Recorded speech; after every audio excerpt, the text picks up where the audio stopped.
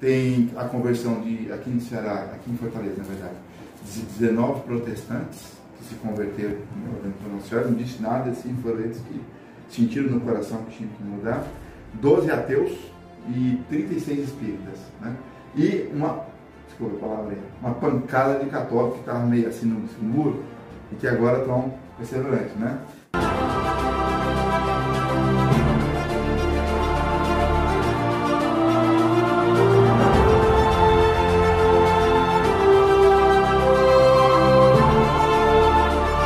Só para vocês terem uma ideia, um comentário que eu achei interessante de uma pessoa, nós tivemos agora no final do mês de abril em Canindé, na paróquia de São Francisco de Assis, lá no santuário, né? Santuário de São Francisco. Você já foi em Canindé? Todo mundo, né? Já foi? Você já foi, né? Já foi lá em Canindé? Foi não? Achou que era esse mesmo? Da Nata? Não, eu já fui. Não, ele está dizendo que ele não foi. Eu acho que eu fui lá muito pequeno. Acho que não me levou lá por causa de... Pagar uma promessa. Isso. Só levou ele? Só confirma que levou ele? Então só foi, tá vendo? Não é possível. Nascer no Ceará e no Rio de Canindé é como nascer em Roma e não ver o Papa. Não? Todo mundo aqui do Ceará tem que, pelo menos, né? Eu mesmo fui várias vezes em Canindé, talvez que eu ia para o Ceará em outras ocasiões, eu já passei aqui em várias ocasiões, né? Desde 88 que eu passo aqui, né? E sempre tem que ir em Canindé. É ponto, como é que fala? É ponto de honra, né? Tem que ir em Canindé, né? E nós fomos agora no final de abril para levar Nossa Senhora para o santuário. Eu tinha ido lá várias vezes, mas não para levar a missão, né? Aí ficamos com os freis lá, andando só a paróquia do santuário, que tem 4 paróquias lá, ficamos só na paróquia do santuário de Jesus, nas capelas, no hospital e tal, etc. E depois, fizemos uma amizade com uma pessoa que tem lá, e essa pessoa contou que viu a seguinte cena, né? Chegou outro para aquela paróquia e falou assim: olha, aquele casal que veio aqui no céu foi muito bom, viu? Aí o Frei Davi, por quê, né? Porque o que apareceu de homem lá na missa depois, achei curioso, porque aqui no Ceará é comum a gente ver os homens ir à missa, né? Lá no Paraná, na minha terra, Curitiba, Rio Grande do Sul, os homens são meio aversos, né? Eles vão quando é criança e quando já está no final da vida. Aí está com medo de pegar o inferno, aí fala: não, rapaz, eu tenho uma chance ainda, quase 60 anos, 70 anos, então agora eu vou começar a ir na igreja para poder pagar os meus pecados, né? Mas naquela parte da adolescência até os 40, 50 anos, Deus para eles não existe, né? Deus está lá, eu estou aqui e pronto, e acabou. Aí quando vê que o negócio começa a apertar, rapaz, tem a eternidade agora, né? Daqui a pouco eu estou partindo. E a eternidade, como é que vai ser, né?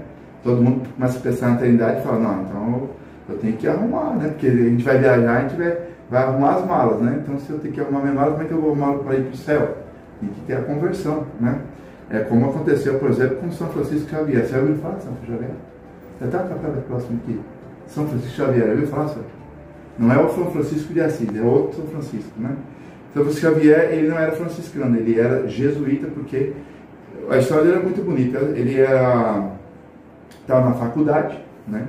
Cursando, eu não sei se era para ser, ele acho que ia advogado naquela época e tudo, né? Então acho que ele queria ser advogado, alguma coisa assim. E aí entrou um padre também para estudar, só que já como padre, né? Só que esse padre, ele não tinha uma batida muito legal, assim, a batida dele é meio surrada, mas não era São Francisco de Assis, tá? Era outro padre. E esse padre bateu o olho nele e quis ele, falou assim: você vai ser meu discípulo. Você tá aí doido? Eu quero ter a minha vida, ser famoso, ter dinheiro, né? E naquela época era bonito você ter uma oratória, ele tinha uma oratória muito boa, São Xavier, era bonito o homem na faculdade, o homem saber falar, né? Hoje é bonito ter um celular, né? Naquela época era bonito saber falar, conversar coisas doutrinárias, debates e tal. Aí, toda vez que eles se encontravam lá no pátio, né, no intervalo, o padre olhava para ele e falava assim: que adianta, Francisco, ganhar o mundo inteiro se sua alma viesse a perder? E passava por ele. Chegava no outro dia: que adianta, Francisco, ganhar o mundo inteiro se sua alma viesse a perder? E essa alma de Jesus, no Evangelho, e São Paulo também fala acho que foi o Romano, não lembro quem foi agora que São Paulo falou, mas foi uma ordenação.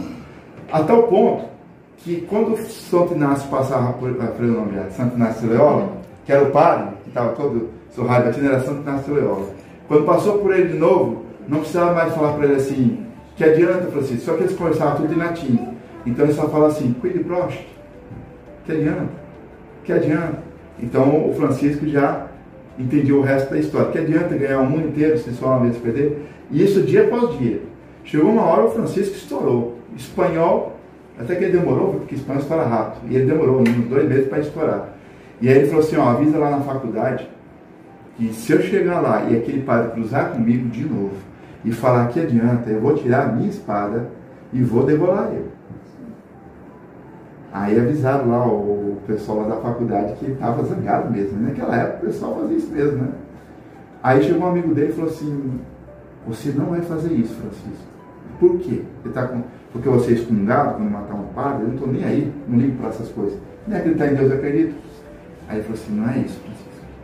É porque ele, na verdade, é o melhor espadachim da Espanha, esse padre. Aí ele falou assim, é nada, o maior espadachim da Espanha é o capitão da guarda espanhola, Inácio de Loyola. Aí o amigo dele falou assim, você não sabe que é a mesma pessoa? Aquele padre era o capitão da guarda que eu nasci escutando as histórias dele, as histórias de herói, que ele era considerado para as crianças um herói da guarda espanhola, de batalhas e tal, né? Aí é ele, só que ele levou uma bombarda no joelho. Nessa bombarda ele teve uma visão mística que ele devia ser santo, e ele pegou e largou tudo, largou o castelo dele, largou como é que fala? A carreira dele, e foi ser padre. Aí ele ficou abalado. Aí quando chegou na hora lá da faculdade, todo mundo esperando, né? Será que vai ter o duelo, né? Um padre vai duelar com ele, ou não vai duelar? Aí quando chegou na frente do Santo Inácio, o Francisco Xavier se ajoelhou, beijou a mão de Santo Inácio e falou assim, perdão, meu pai, por tudo que eu fiz. O que é isso que eu faço agora? Né? Aí ele falou assim, você está pedindo perdão por quê? Aí ele falou, porque a família Xavier deve vassalagem à família Loyola. Os dois são nobres, só que a família Xavier, que também tem castelo e tudo, mas era uma nobreza que devia vassalagem a Loyola, que era uma nobreza maior. Aí ele falou, mas eu não quero que você se ajoelhe por causa disso, eu quero que você se ajoelhe para ser cavaleiro de Jesus Cristo. Eu estou fundando uma congregação onde eu quero formar um exército de Jesus Cristo, porque a ideia de Santo Inácio era de companhia, quer dizer exército, né? Ele falou, pois eu estou à sua disposição, pois você vai passar um mês comigo num retiro em Baturité, um retiro numa casa, parecido com Baturité, que lá foi feito pelos jesuítas, né? E vai fazer os exercícios espirituais. Aí ele foi, fez esses exercícios espirituais, e aí ele se converteu e virou o grande São Francisco Xavier, né? Para contar só como ele foi até maior que esse próprio Santo Inácio, lá na região da Índia, ele converteu um sheik, e os muçulmanos iam invadir então esse país, que era pequenininho, e matar todo mundo, porque eles tinham se tornado católicos. E aí o rei perguntou para o Francisco Xavier, eu estou disposto a morrer e ser mártir pela Igreja Católica, mas valeu a pena o senhor chegar aqui, catequizar a gente, e agora a gente morrer, e o exército, nós temos 1000 soldados, mas lá tem 5.000 contra 1000, né? Diferença de um braço ainda, né? Aí São Francisco Xavier olhou assim, vão à montanha. Aí ele falou assim, Jesus falou que quem tem a fé tamanho do grão de mostarda, move montanha. Eu tenho essa fé, falou para o rei. Aí olhou para a montanha e falou assim, montanha, levanta-te. E a montanha levantou.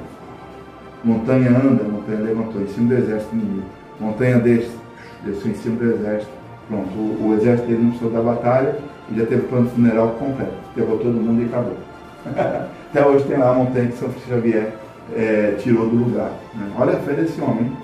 E antes, pouco tempo antes, o Mano era o quê? Era um ateu. Olha como é. Né? Bastou uma frase certa, regada, claro, com graça do Espírito Santo, né? Que lhe proste, que adianta? Que adianta ganhar o mundo inteiro se sua alma vier a se perder? Né? Por que nós estamos nessa história mesmo? Ah, por causa dos paranaenses e dos gaúchos, né? Que às vezes gostam, né? Tem muitos que vão assim, que seguem e tal, né? Mas aqui no Ceará é mais comum a gente ver os homens ir na missa do que lá na minha terra. Lá os homens são um pouco arredio, então a gente tem que às vezes... Então você vê que a conversão às vezes de uma pessoa, tem alguns que vai lá no final da vida só, né? Quando tá pertinho mesmo assim ainda tem essa graça, né? Ainda tem essa graça porque no último instante ainda tem uma chance de salvação, né? E só para encerrar essa história, para mostrar como Deus nunca olha a nossa vida daquele momento para trás, quando se converte para trás.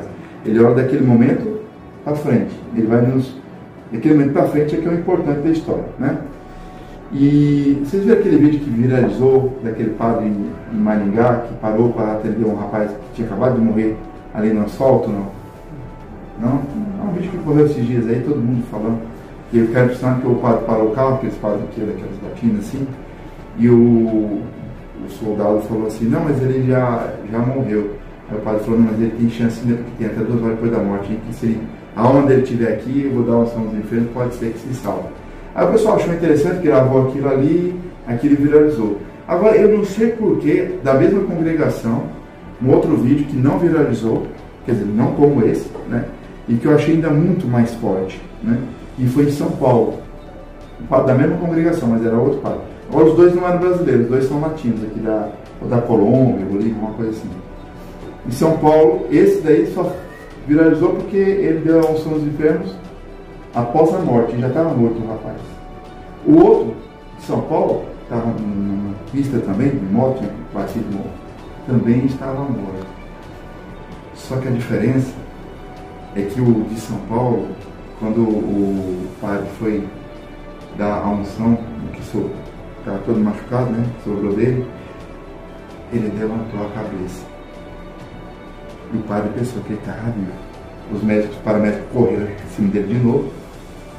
Não, está vivo não, deixou a cabeça de novo. Aí o padre percebeu que era uma coisa mística, ele não está vivo, mas a alma está aqui do lado. Aí o padre falou assim, o padre é ousado, né? Tem como você me responder se você está me ouvindo? Aí é como se, sabe quando alguém pega uma pessoa pelo colarinho assim e sobe? Eu vi assim, eu assistia no vídeo, né?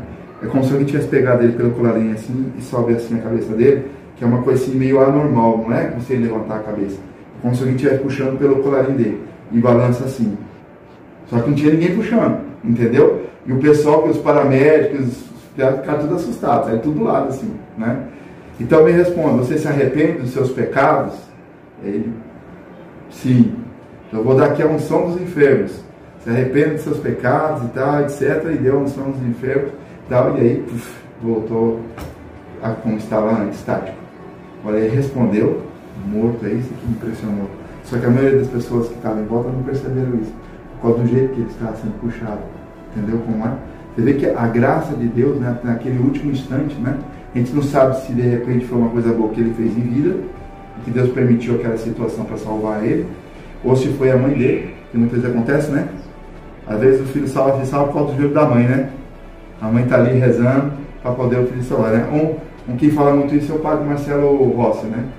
O Marcelo Rossi ele não nasceu padre, né? Então ele era professor de faculdade, então de madrugada ia com os colegas para as baladas. Aí ele chegava, abria a porta, tirava o sapato na pontinha do pé para não acordar ninguém em casa. Aí ele viu uma velhinha acesa. O que é aquilo lá? Aí ele ia lá olhar, era a mãe dele de joelhos. E aí a mãe dele contou para ele, um dia ele perguntou para a mãe dele contou, não, quando você sai, eu fico de joelho diante de Nossa Senhora de Fátima e fico lá rezando até você chegar. Enquanto você não chegar, eu não saio do chão de joelho. Aí se comoveu tanto ele que aconteceu o quê? Virou padre. Né? É o outro que eu né? Então a conversão é bonita, né? Como se dá, né? Mas o fato é que tudo assim começou por causa de trocando ideia, né? O padre amigo do Frei Davi chegou lá e falou, foi muito bom a visita de Nossa Senhora de Fátima aqui em Canindé com aquele casal, porque muitos homens apareceram na missa de domingo e começaram a ir na missa, né? Então você vê que onde Nossa Senhora passa, há também essas conversões. Eu mesmo não sei quem é essas pessoas, o que foi, como elas viram. A gente viu tanta gente lá, né? Alguns a gente fez amizade, logicamente, que ela nos acolheu e tudo. Mas você vê que Nossa Senhora vai tocando os corações ainda hoje, né? E as histórias que eles contam e tal. A gente percebe que nós vamos ter muitas pessoas que a gente só vai saber da conversão no dia do juízo. Mas qual é a finalidade dessa missão mesmo? E aqui eu, para completar e encerrar.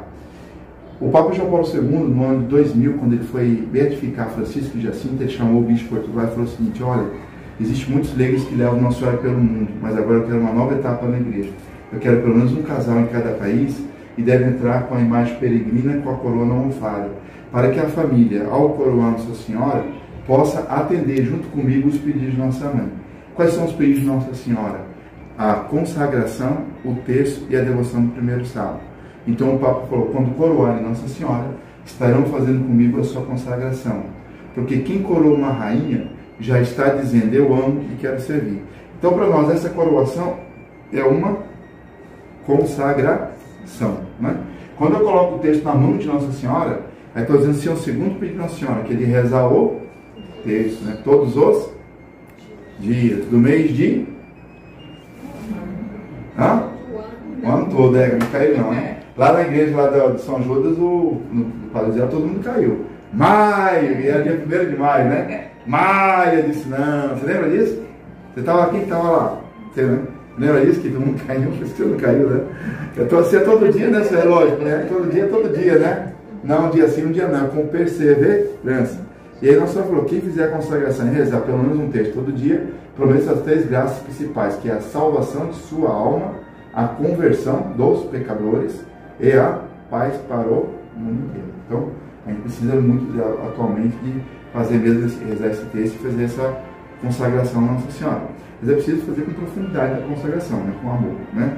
E rezar o texto com perseverança, né? É o que nós precisamos fazer. E o terceiro pedido de Nossa Senhora, bom, isso vai ficar a cargo de vocês, que aqueles que puderem, ao menos uma vez na vida, durante 5 meses seguidos, né?